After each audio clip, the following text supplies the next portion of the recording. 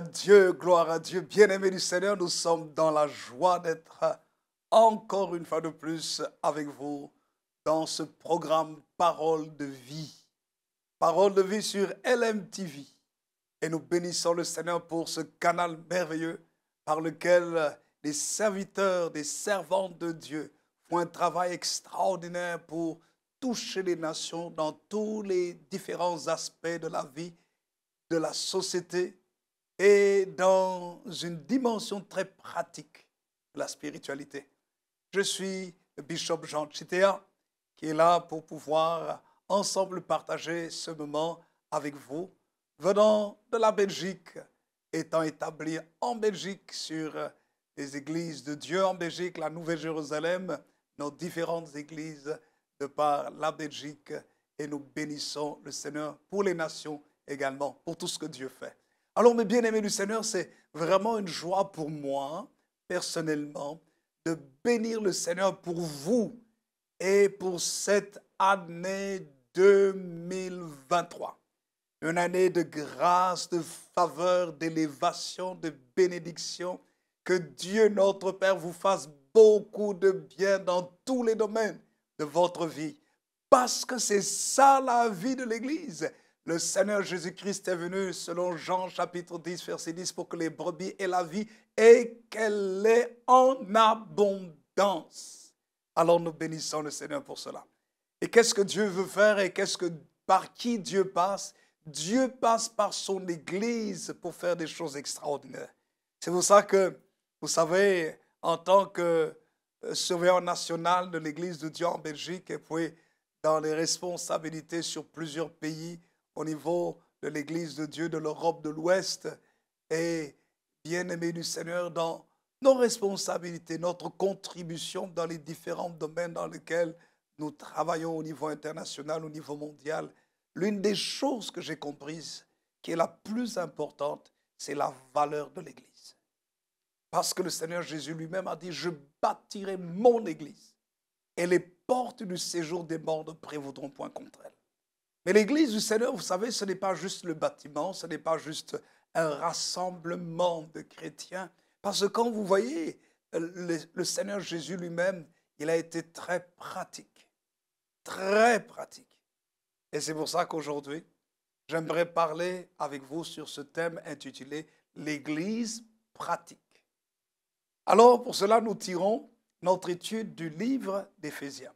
Éphésiens, au chapitre 1er, nous lirons le verset 20 jusqu'au verset 23. Lisons ce qui est écrit dans la parole de Dieu. L'apôtre Paul ici parle de la révélation que les chrétiens d'Éphèse devraient avoir.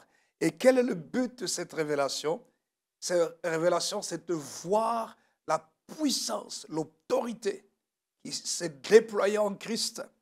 Et voici ce qu'il est écrit. Nous lisons Éphésiens chapitre 1er, versets 20 à 23. Et cette puissance qui se manifeste avec efficacité par la vertu de sa force, Dieu l'a déployée en Christ, en le ressuscitant des morts et en faisant asseoir à sa droite dans les lieux célestes, en le faisant asseoir à sa droite dans les lieux célestes, au-dessus de quoi? Au-dessus de toute domination, de toute autorité, de toute puissance, de toute dignité et de tout nom qui peut être nommé, non seulement dans le siècle présent, mais encore dans le siècle à venir. Verset 22 nous dit, il a tout mis sous ses pieds. Regardez ce qu'il est écrit. Il l'a donné pour chef suprême à l'Église. L'Église qui est quoi? L'Église qui est son corps, la plénitude de celui qui remplit tout en tous, mes bien-aimés. C'est extraordinaire. Ce texte a une telle richesse que nous n'avons pas le temps de vraiment entrer en profondeur pour parler sur l'autorité de Jésus, sur les différentes formes de pouvoir, de gouvernement, de dignité. Et vous voyez, mais la parole de Dieu nous montre que le Christ est au-dessus. Jésus, notre Seigneur, c'est notre Seigneur. Il est au-dessus de tout pouvoir, de toute domination, de toute dignité, de toute puissance, de tout nom qui peut être nommé, non seulement dans le siècle présent, mais dans le siècle à venir. Et nous sommes son corps. Attendez, qu'est-ce que cela veut dire?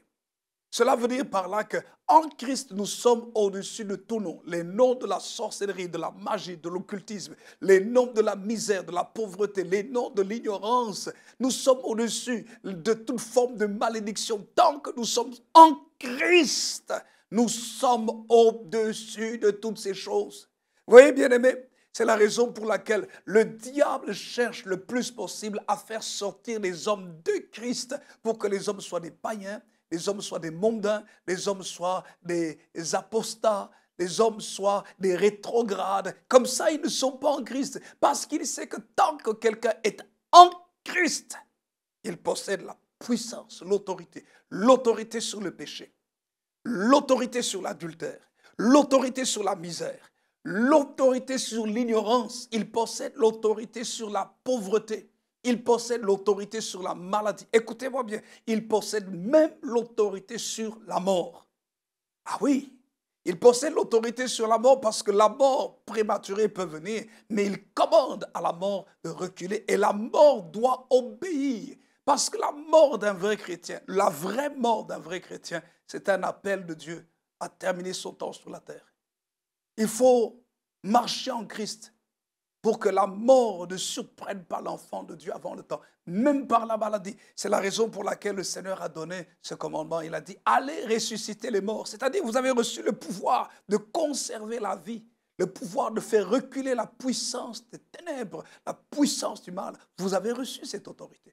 Mais écoutez, mes bien-aimés, mais cette autorité que le Seigneur nous donne, ce n'est pas juste dans la dimension spirituelle, ce n'est pas juste dans la connaissance, dans l'intellectualisme, dans toutes sortes de démonstrations, toute forme de démonstration, mais c'est que nous soyons des chrétiens pratiques.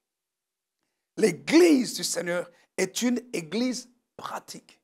Il y a quelque chose qui m'a touché particulièrement. Quand nous lisons ce texte, Jésus est la tête. Et quand vous lisez la vie du Seigneur Jésus, Jésus enseignait la parole de Dieu, mais il était très pratique. Regardez un peu comment la vie du Seigneur Jésus se manifeste de façon pratique. Dans l'évangile de Jean au chapitre 6, ça c'est un des textes que j'aime beaucoup parce que c'est là où Jésus se présente comme étant le pain de vie, n'est-ce pas? Et ça fait partie des déclarations de, de celui qui est de Jésus dans sa dimension divine. Et il dit, je suis le pain de vie. Dans l'évangile de Jean, à 7 reprises, il parle des déclarations de je suis. Il dit, je suis la lumière du monde, ainsi de suite. Et vous voyez, bien aimé du Seigneur, et dans Jean chapitre 6, il parle de lui comme étant le pain de vie. Mais quand il parle de lui comme étant le pain de vie, c'est après un miracle. Le miracle de la multiplication des 5 pains et 2 poissons. Mais il y a quelque chose d'assez particulier que l'évangile de Jean pointe à la connaissance du lecteur.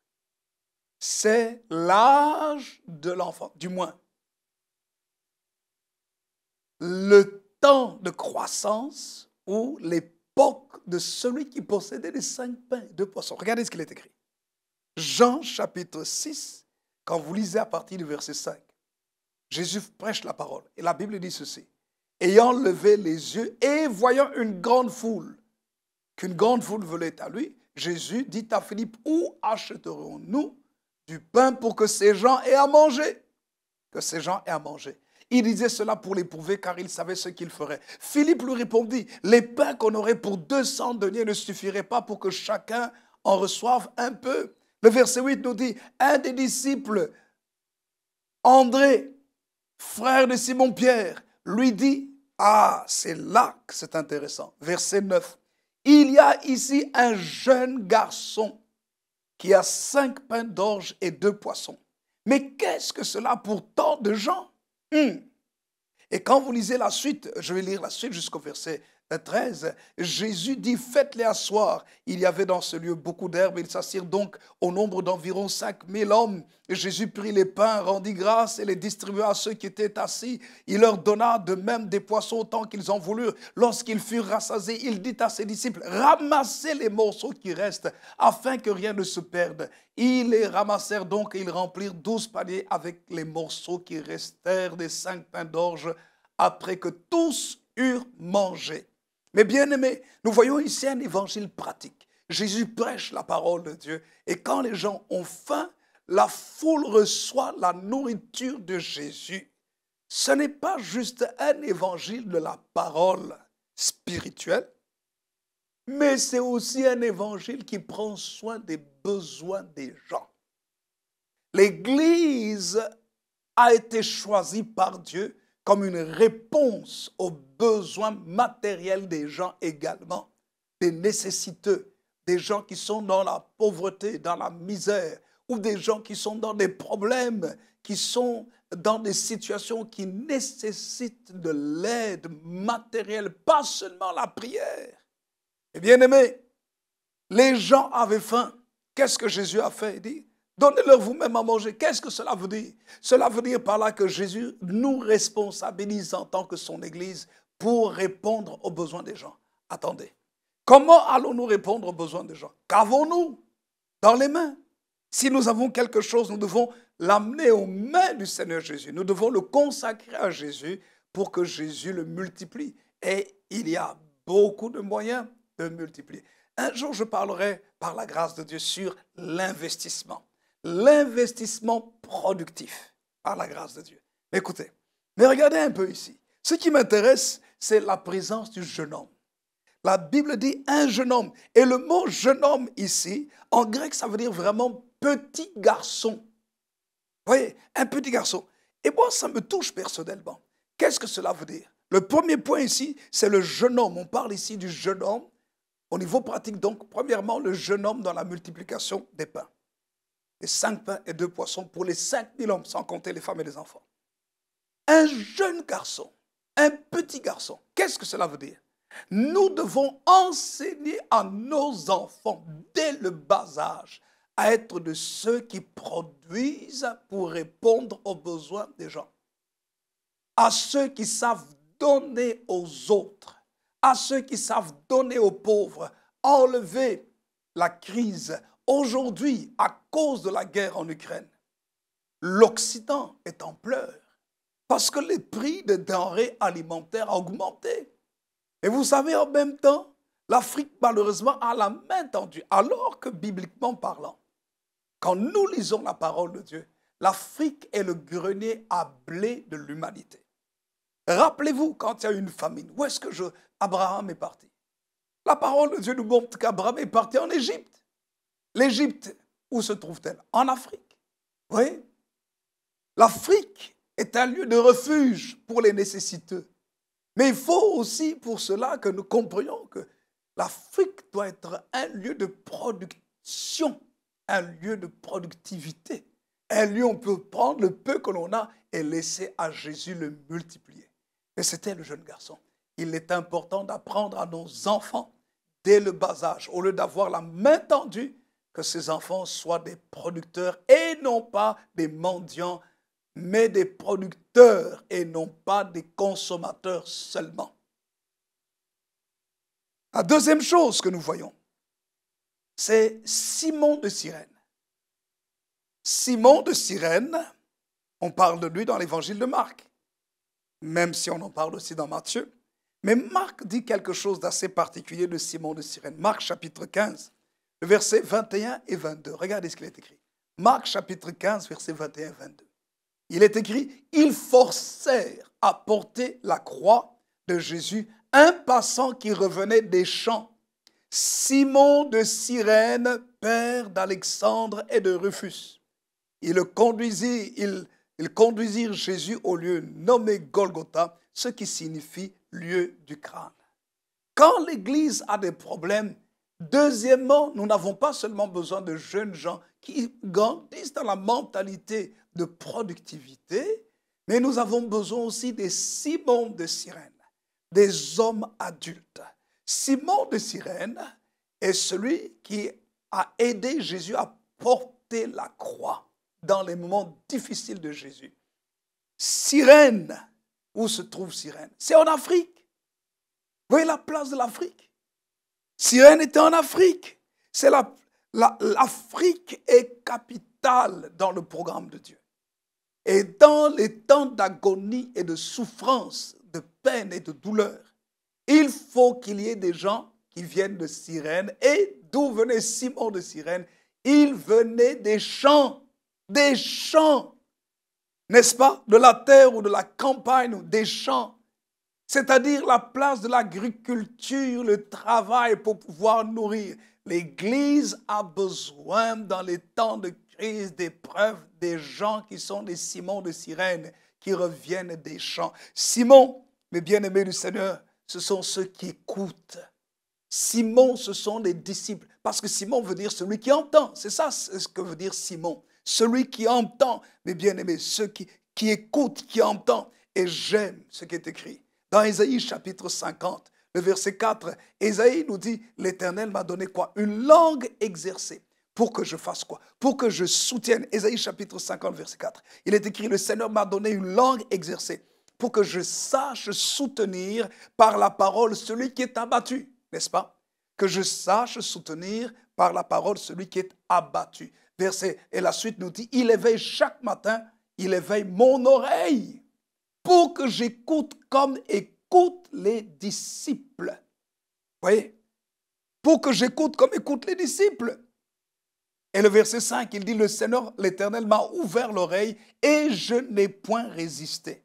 Et bien aimé du Seigneur, un disciple de Jésus écoute, c'est un serviteur. Un serviteur est quelqu'un de pratique. Ce n'est pas quelqu'un qui reçoit la parole simplement en disant « Waouh, formidable, mon maître m'a dit ceci, quelle parole, quelle éloquence ». Non, ça ne suffit pas. Quand il lui donne la parole, c'est pour qu'il travaille. C'est ça le serviteur de l'Éternel.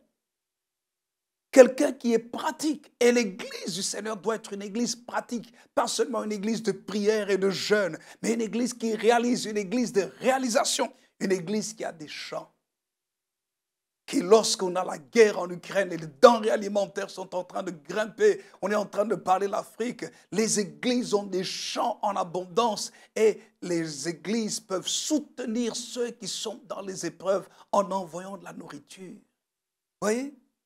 Joseph a aidé les nations du monde entier avec le grenier à blé parce qu'il était pratique. Il y a eu la prophétie, mais la prophétie a été comprise par Joseph et il a travaillé pour l'accomplissement de la prophétie. Les 7 années d'abondance, il a mis des réserves, 20%, un cinquième mis de côté, 20% de réserves dans le grenier. Et lorsque la famine est arrivée, durant les 7 autres années de famine, il n'a pas eu de problème. Au contraire, dans la période de crise, il s'est enrichi encore plus. J'aimerais dire à mes chers bien-aimés d'Afrique, Dieu va élever son peuple. Dieu va élever l'Afrique à un très haut niveau. Et surtout les enfants de Dieu qui comprennent le temps dans lequel nous sommes et qui mettent en place des activités pratiques comme les Simons de Cyrène, qui pourront aider les églises d'Occident, les églises d'Amérique, parce que ceux qu'on méprisait, sont devenus importants. Ceux dont on voyait toujours la misère, un peuple à aider, sont devenus un peuple qui comprend que la souffrance forme le caractère. Et quand on est dans la souffrance, ce n'est pas pour mendier, mais pour savoir comment s'en sortir et utiliser, exploiter le potentiel que Dieu nous a donné. Simon de Cyrène. On a besoin de Simon de Cyrène. Mais écoutez-moi bien. Nous n'avons pas besoin seulement de Simon de Cyrène. Troisièmement, on a besoin des Barnabas. Oh, savez-vous, en fait, avant d'aller à Barnabas, savez-vous qu'on précise que Simon de Cyrène était père d'Alexandre et de Rufus? Alexandre veut dire défenseur des hommes. Défenseur des hommes. Il faut apprendre à aider les gens dans leurs problèmes, les défendre dans leur situation, les protéger dans le danger. Père d'Alexandre et de Rufus. Rufus veut dire rouge. Oh, on peut aller plus loin là-dessus dans l'interprétation des noms. Mais allons, continuons plus loin avant de terminer. Barnabas. Barnabas, c'est celui dont on a besoin. Or, dans Actes des Apôtres, on nous montre aussi que lorsque l'Église s'est formée, mes bien-aimés du Seigneur, il est écrit dans Actes des Apôtres au chapitre 4, le verset 36 et 37, il est écrit ceci, un homme pratique appelé Barnabas. Il est écrit ceci, Joseph, surnommé par les apôtres Barnabas, ce qui signifie fils d'exhortation. Lévite, originaire de Chypre, vendit un champ qu'il possédait, apporta l'argent et le déposa aux pieds des apôtres. Voyez. Barnabas, on connaît plus le nom de Barnabas. Barnabas, bien sûr, qui signifie fils de la prophétie, mais aussi qui signifie fils d'exhortation. Celui qui encourage, l'exhortation, c'est l'encouragement. Vous voyez, et c'est là Barnabas. Mais bien-aimé du Seigneur, il est aussi le fils de la prophétie. C'est ça son nom. Mais Barnabas s'appelait au départ, il s'appelait Joseph. Joseph veut dire qu'il ajoute, n'est-ce pas? Et lorsque nous lisons la parole de Dieu, dans la proclamation de la bénédiction sur Joseph, la bénédiction qui a été proclamée sur Joseph dans le livre de Genèse, mes chers bien-aimés, au chapitre 49, la bénédiction sur Joseph est extraordinaire. Oh, alléluia! C'est une dimension de bénédiction matérielle extraordinaire. Quand vous lisez sur Joseph, la parole de Dieu nous parle de lui à partir du verset 22, Genèse 49, verset 22 jusqu'au verset 26. On nous montre la bénédiction matérielle dans la vie de Joseph. Et quand nous lisons la vie de Joseph à partir de Genèse chapitre 37, nous voyons comment même malgré les épreuves, malgré la diaspora, malgré l'esclavage, malgré l'injustice, malgré la prison, Dieu l'a élevé. Malgré votre souffrance, Dieu va vous élever. Pour ça, il faut comprendre que l'Église doit être une Église pratique. Je dois être un chrétien pratique. Je dois aussi être un Barnabas. Barnabas montre par là la maturité. Vous voyez, nous avons vu le jeune homme, n'est-ce pas, le petit enfant. Nous avons vu Simon de Cyrène qui revenait des champs. Mais nous voyons aussi, mes bien-aimés du Seigneur, un Barnabas, un homme, pas n'importe lequel. On cite comme référence Barnabas qui s'appelle Joseph. Joseph est attaché à la bénédiction, à la gestion, à l'économie, au droit de propriété. Et la parole de Dieu nous dit qu'on l'a surnommé Barnabas, fils d'exhortation, celui qui encourage par la parole. Mais cet homme n'était pas simplement quelqu'un qui encourageait par la parole, il était pratique. Il était aussi lévite, quelqu'un qui marchait dans la sanctification et qui servait Dieu. C'est ça, lévite, qui marchait selon les lois dont les Saintes Écritures nous parlent, la consécration au Seigneur. La parole de Dieu nous dit, il était originaire de Chypre. Oh, l'île de Chypre, n'est-ce pas?